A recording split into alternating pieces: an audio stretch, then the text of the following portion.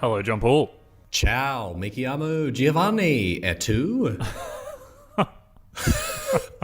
Is that Italian? Is John Paul there? Hello? I'm pretty sure that's Italian. Because I'm sure I remember saying that in Italian class. Yeah, ciao is hello. Mi chiamo is my name. Yeah. Yeah. I think I nailed it. But in the event that I haven't, I've just invented a new language. Yeah. Also called garbage Italian. Wouldn't you be like Giovanni Paolo or something? Yeah, I would be, but gee, that's a mouthful. Are you going by John now? You're getting cool. I'm trying John out. Yeah, you got a problem with that? I got two names I can try. So please don't ever try. I can either be John or I can be a Paul. Please be it's John. All up to me. This is my best friend. His name is Paul. Yeah. John Paul, welcome to back to Do It for the Vine, Vine Review and Appreciation podcast. Leon, I will be going by Giovanni Polo from now on. my apologies, Giovanni Polo. Giovanni Polo, it has been, we're up to episode 9. Your favourite number, because that's what you rate most vines, is 9 out of Vine for the rhyme. All right. And I love the rhyme. It's time to talk about a vine that we have referenced before. And we talk about a lot. I quote it a fair bit as well. Yeah. Whenever anything goes wrong, it's the vine that you will find by typing in "What the fuck, Richard." Yeah. I would go as far to say that this is surely the most quoted vine. Or one of the most. Let's just say one of the most. That covers us if it's not. Yeah. I don't want to get into a whole battle about it. Beef. You've got guys being dudes. Oh, I forgot about I smell like beef, of course. I can't believe you've done this. Another great one. God, I keep forgetting about how good Vine is. That's why we did a podcast. Yeah, I know. So, what the fuck, Richard? As always, my brain is a sieve, and I cannot remember anything, including what your name is, so I'm going to call you Giovanni Polo. Giovanni, could you please paint me a word picture? Definitely do get that memory checked out, Leon. I can certainly try. Our scene opens in a green field with a young teenage boy, I guess, standing in the center of the frame. And although it's not explicitly said in the dialogue, a child plays with a wooden toy car somewhere. The young man, who is the main character of our scene, the titular Richard, I believe, steps onto a white mat for some reason, it's not explained, and goes to throw a frisbee, I assume, as far as he can. But just at the end, he beefs it and throws the frisbee onto a rather busy highway. To which his friends exclaim, "What the fuck, Richard?" And that's where the vine ends. Chills up and down my spine. Yeah. No, well, I was just going to say there's a lot of unknowns about this vine. I'm no frisbee expert, but I do want to know why there's 2 white mats in the scene. You're right. You're not a frisbee expert. I think it's. Okay.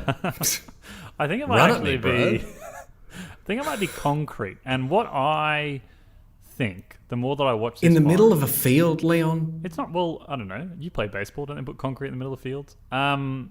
No. I'm not a baseball expert. I think that what it looks like is frisbee golf. Because there's a little pole thing that looks like it's in front of him. And for those of you playing at home, from what I can gather, frisbee golf is chained net things, and you're meant to throw your frisbee into it to get your hole in ones and whatever. That's what I forgot about frisbee golf. That's probably what it is. Thing is, though, about this Richard character, he is not even trying to keep it away from that highway. His intent is that highway. He throws it so hard. Like, he puts all his strength into throwing it at the highway. If he is trying to throw it forward, boy, does he throw it the wrong way. technique's all off. Yeah, it's not quite there. But gee, that reaction is good. That is gold. It's so good because it's also because, like as you say, they look like they're about teenage age or maybe early uni/college age, and it's such a thing that we would do back then. It's like, Giovanni, pass me the ball, and you get the ball, and then you just kick it as far away as you can, and everyone's like, "Why the fuck did you do that? Come on now." Yeah, and over a fence into like the angry neighbor that lives right next to the school. Yeah, like through a window because it's got their name on it or whatever it is. Like it's just exactly what you would do. And I have done things like this myself. I recall a time where a kid gave me his skateboard to ride into the bowl, but I didn't ride the bowl, so I just kicked his skateboard into there and it got ran into by multiple other skateboards and got a chip out of it. And he was very mad. What a dick. Yeah, I'm not a good person. But like that's the thing. So I think Rich is just a turd. But what we need is like the second video from the perspective of someone driving on the highway that just gets a frisbee through their open window and they're like, ugh. You took the words right out of my mouth. That van that drives past like just before the video ends, like would have seen this frisbee just fly in front of his windscreen as he drove past. And what's funniest is he probably exclaimed the exact same thing as Richard's friends, just being, "What the fuck? Is that a frisbee?" Even better if he knew it was Richard. What the fuck, Richard?